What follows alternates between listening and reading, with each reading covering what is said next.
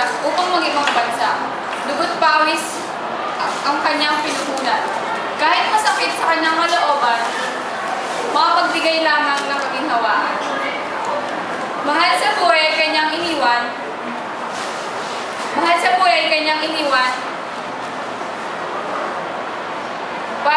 para sa magandang kinabukasan at makamit ang matagal ng pangarap, ang mapag-aral kaming mga anak.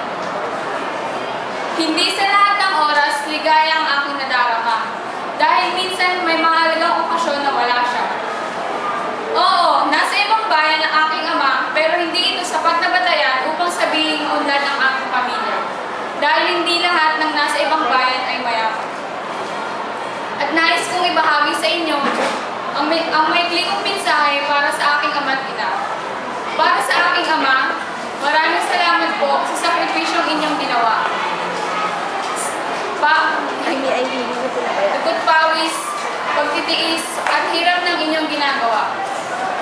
Malayo man kayo sa aking piling, isa lamang ang nais kong iparating.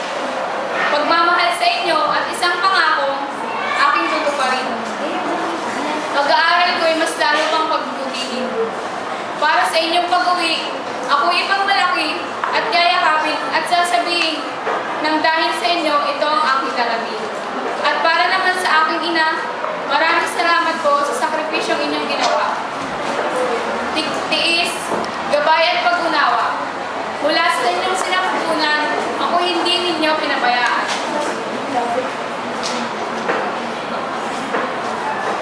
Hindi ninyo inalintana ang hirap na inyong dinaraanan.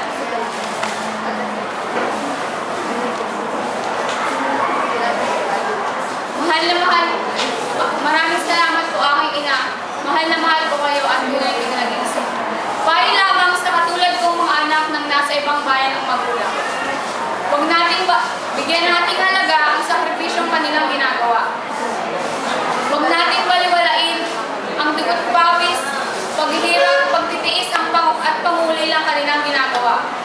Bagkus, pag-aaral ay ating pagbutihin upang sa kanilang pag-uwi, mga ngiti sa kanilang mga labi at luha sa kanilang mga mata sa labis na kaligayahan ang ating makikita. At ipagmalaki ang mga pangarap nila para sa atin ay unti-unti na nilang nakikita. Maraming salamat.